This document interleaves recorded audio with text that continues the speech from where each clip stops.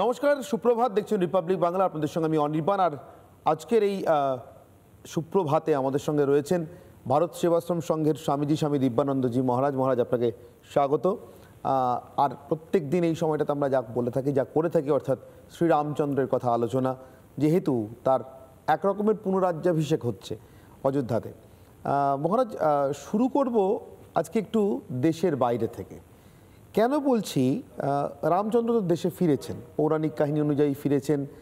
আবার তার যে রাজনৈতিক নির্বাসনে তাকে একরকম পাঠানো হয়েছিল 500 বছর, সেখান থেকেও তিনি ফিরছেন। কিন্তু রামচন্দ্রের মতো যারা সরাসরি একেবারে এইভাবে ফিরে আসতে পারেননি নিজের দেশে, নিজের মাতৃভূমিতে, তাদের মধ্যে রামচন্দ্রের আজকের দিনের প্রচার প্রসার চর্চা ঠিক কীরকম? আপনি তো একটা দীর্ঘ সময় ওয়েস্ট ইন্ডিজে কাটিয়েছেন। আমাদের দেশের মানুষ ওয়েস্ট ইন্ডিজ বললেই ক্রিকেট বোঝেন, রিচার্ডস, ব্রায়ান লারা এসব বোঝেন। তাদের দেশে আপনি কাটিয়েছেন একটা বড় সময়। সেখানে শ্রীরামচন্দ্রের চর্চা কেমন, তাকে নিয়ে চর্চা কেমন? 1841-42 সালে ভারত থেকে, বিহার এবং ইউপি থেকে, তামিলনাড়ু থেকে, বিশেষ করে বিহার এবং ইউপি থেকে, মানে সাঁওতাল, আদিবাসী, নিম্ন আদিবাসী সম্প্রদায়ের মানুষদের মানে সুগার কেন লেবার, আখ চাষি হিসাবে পাঠিয়েছিলেন। এবং তাদের ওই পালতোলা জাহাজে করে তারা কষ্ট করে যাওয়ার পথে কত লোক মারা গেলেন। তারপর তাদের ওই একসঙ্গে ব্যারাকে রেখে দেওয়া, তারপর তাদের আস্তে আস্তে কনভার্ট করে খ্রিস্টানিতে কনভার্ট করা। এমনিতরভাবে অধিকাংশ হিন্দু যারা বিহার এবং ইউপির, তারা অধিকাংশ খ্রিস্টান ধর্মান্তরিত হয়ে গিয়েছিল। এবং 1950 সালে ভারতের প্রথম প্রধানমন্ত্রী জওহরলাল নেহরু, আমাদের দ্বিতীয় প্রেসিডেন্ট স্বামী সচ্চিদানন্দজি, বড় স্বামীজি সবাই এই নামেই অ্যাড্রেস করেন, স্বামী সচ্চিদানন্দজিকে চিঠি লিখলেন যে, Maharaj, the British India government send the Indians from Bihar, UP, and some of them from South India, Tamil Nadu, so and so. Most of them have been converted into Christianity. And if you kindly send a cultural mission in Trinidad and Tobago, I think that the Hindus will be, those who have been converted into Christianity, they will be saved. Accordingly, Bharat Sevashram সংঘের প্রধান কার্যালয় থেকে আমাদের সংঘের শ্রেষ্ঠ বাগ্মী স্বামী অদ্বৈতানন্দজি, গোটা বিশ্ব তিনি পরিভ্রমণ করেছেন মানে হিন্দু ধর্মের প্রচারে। স্বামী অদ্বৈতানন্দজির নেতৃত্বে স্বামী অদ্বৈতানন্দজি, স্বামী পূর্ণানন্দজি, ব্রহ্মচারী রাজকৃষ্ণ, স্বামী বিজয়ানন্দজি, পরবর্তীতে সাংঘাতিক ভারত বিখ্যাত বক্তা ব্রহ্মচারী মৃত্যুঞ্জয়, এই চারজনের একটা কালচারাল মিশন 1950 সালে খিদিরপুর ডক্টরকে বেটোয়া নাম করে একটা পালতোলা নৌকা জাহাজ বলে, তাতে করে রওনা হলেন 11ই সেপ্টেম্বর। এবং সেই জাহাজ মরিশাসে 1-2 দিনের জন্য নোঙর করলো, তারপর সেখান থেকে বারবাডোস নোঙর করলো, তারপর ফাইনালি 25 ডিসেম্বর, 3 মাস 6 দিন পরে জাহাজ পোর্ট অফ স্পেনের মাটি স্পর্শ করলো। যত হিন্দু যারা গিয়েছিলেন, বিভিন্ন আইল্যান্ডে ছিলেন, তারা স্বামীজিদের বক্তৃতা শুনতে এলেন এবং স্বামী অদ্বৈতানন্দজির বক্তৃতা শুনে তারা মোহিত হয়ে গেলেন। তারা চিন্তা করলেন যে এই মানে ভগবান পাঠিয়েছেন আমাদের ধর্মকে রক্ষা করার জন্য। এবং কাতারে কাতারে হিন্দু যারা খ্রিস্টান ধর্ম গ্রহণ করেছিলেন, তারা আবার ফিরে আসতে লাগলো।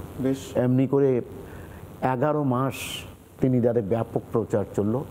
এবং অধিকাংশ হিন্দু যারা খ্রিস্টান ধর্মে কানাডিয়ান মিশনারির প্রভাবান্বিত হয়ে যারা ধর্মান্তরিত হয়ে গেছিল, তারা আবার হিন্দু ধর্ম ফিরে এলেন। এবং স্বামী পূর্ণানন্দজিকে স্বামী অদ্বৈতানন্দজি বললেন যে, তুমি যাতে থেকে যাও, আমরা যে ঢেউ তুলে দিয়েছি সেই ঢেউটাকে তুমি রক্ষা করো। স্বামী অদ্বৈতানন্দজি 3 জন স্বামীজি এবং 2 জন ব্রহ্মচারীকে নিয়ে চলে গেলেন। স্বামীজি একাই রইলেন এবং স্বামীজি তার বিছানা নিয়ে চলে এলেন। তারপর 4টে খুঁটি পুঁতে সেখানে খোলা আকাশের নিচে স্বামীজি ঘুমাতেন।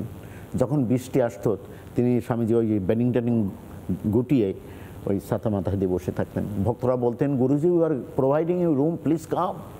স্বামীজি বলতেন যে, স্কাই ইজ মাই রুফ, আকাশ আমার সাথ। এমনিতরভাবে ফেলিসিটিতে তিনি আশ্রম স্থাপন করলেন, নাম দিলেন ত্রিনিদাদ সেবাশ্রম সংঘ।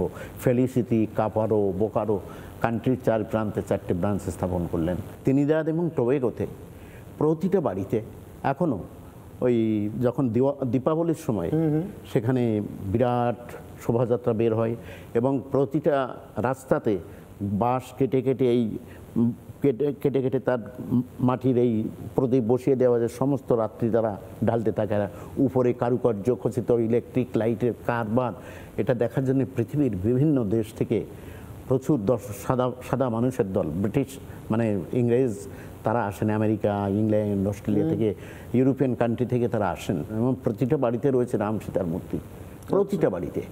এবং এই ভগবান রামচন্দ্র যেন দীপাবলির দিন তিনি অযোধ্যাতে প্রত্যাবর্তন করেছিলেন, তাই তিনি তাদের সেই দীপাবলির দিন এমনভাবে রাস্তাঘাট বাড়ি এমনভাবে সাজান, ভগবান রামচন্দ্র যেন প্রত্যাবর্তন করছেন। সেই অযোধ্যা, নিজেদের বাড়িকেও অযোধ্যা বলে তারা মনে করেন।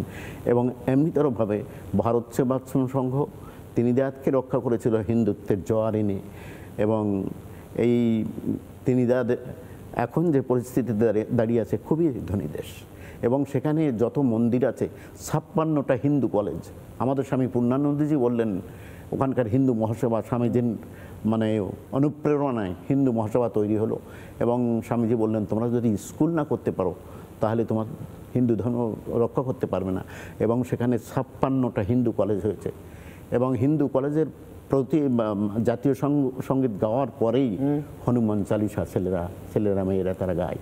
এবং ত্রিনিদাদে প্রতিটা আপনি একটা মানুষ পাবেন না যারা হনুমান চালিসা যার মুখস্থ নয়, যাকে বলবেন তারা গেয়ে দেবে জয় হনুমান জয় জ্ঞানগুণ সাগর, সবাই জয় হনুমান জ্ঞানগুণ সাগর জয় কপিশ জয় জ্ঞান উজাগর, সবাই গেয়ে দেবে।